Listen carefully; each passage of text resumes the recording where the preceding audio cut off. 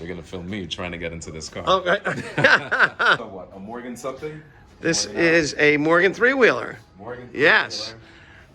Just to show you that there is no height restrictions whatsoever. There's nothing that I'm not willing to drive. Alex, at 6 foot. What are we, Alex? 6'4.5"? Yep. 6'5". 6'5". I do not fit. You fit beautiful. Who are you fooling? You fit. You just can't move. I just can't. Yeah. I could be a perfect passenger in this. Right. So somebody else can drive. Right. How is it as a passenger? You good? Yeah. Like a glove. It's great. Yeah. Well, like a glove. All It's right. actually pretty cool. It is, isn't it? The color combination. It's Ferrari Aussie Blue. While I don't comfortably fit in a Morgan three-wheeler, there are other cars, such as a Packard V12, that I fit in quite comfortably. Ladies and gentlemen, I don't think I've ever seen a more imposing vehicle in my life. This is a vehicle that just stands way taller than pretty much everything else. This is a Ford GT, which I have reviewed previously on the channel, and this is a Packard V12. Now, by size comparison, I'll try to do this as best as possible, but it almost stands just as tall as this Toyota Land Cruiser that I have positioned right here.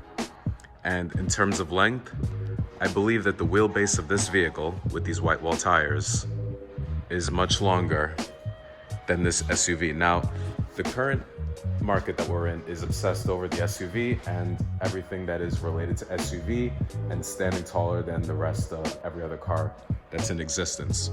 The view that you have, imagine trying to park this thing, parallel park, but you just sit above every other vehicle and you feel like you're at eye level with a person in a very tall, lifted Toyota Land Cruiser. It looks like something that the president would drive. And you have this monstrous V12 sitting underneath the Packard Motor Company, one of the great American vehicles, Detroit, Michigan. This would be a really cool luxury car to bring back, in my opinion. This was a direct competitor to the Cadillac 16 or the Cadillac V16 of the era. This beautiful swan hood ornament.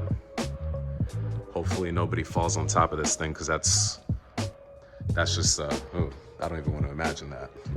Don't crash into anything, because it's like a knife. Jesus Lord, this is amazing. Pure later.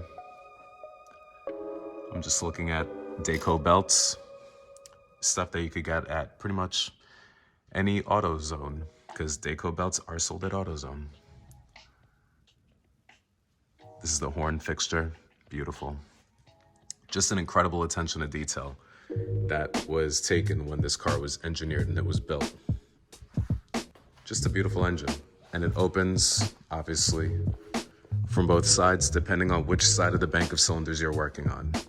But there's so many cool details in this Packard 12. If we keep on looking. The way that the doors open. The original suicide door. Just the incredible attention to that burl walnut veneer.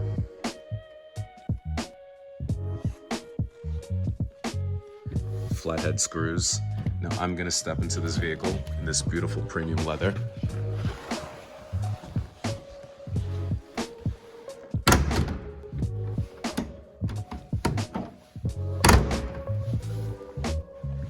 You have an array of gauges, which is absolutely amazing. You have really long throws. I believe it's a 3-speed, just based on that pattern. First, second, up, third. You have the gas pedal, brake pedal, which is positioned a lot higher than the gas pedal. You have to like reach back. I don't know how safe that is. And of course you have a clutch pedal on the far left. And you have a really cool, very simple, but very smooth steering wheel. And of course, you have your rear view mirror. Because this is such an imposing vehicle, and you have a lot of space. Now, if I scoot over, this is an absolute gem of a car, which can be had for the very low price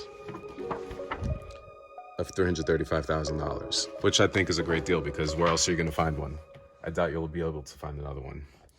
It's just an attention to detail, and the way that these glass and aluminum fixtures are put together is an engineering marvel that is unparalleled to anything else.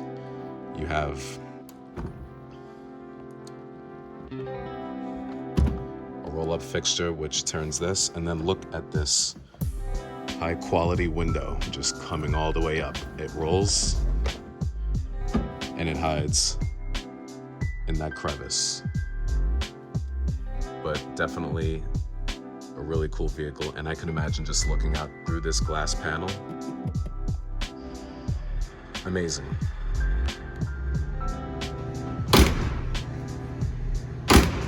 When I close the suicide door, you'd think that this is a 2-passenger car, but there is a feature that this car has, and it's called the mother-in-law seat. Basically, this entire fixture folds down. You'd think it's a trunk space, but really, it's an extra seat for the mother-in-law. If you didn't want to sit with her, you just put her in the back compartment and hope for the best while she absorbed the rain from up above. You and your wife can be inside the passenger compartment, completely covered, away from all the elements. The mother-in-law seat. You would think this is a trunk, but it's actually not. This is a foldable seat that folds down into the trunk space, what would be considered a trunk space. Well, you would attach the trunks to these rear panels. You would attach your luggage to these rear panels, you would rope them off and tie them with belts, and that's how you carried your luggage. And it would be called a trunk. That's why it's called a trunk, because you would actually carry a physical trunk and carry it on this space. So what would be considered the trunk space, your mother-in-law would sit back here and absorb all the rain and all the elements, and she would have to suffer.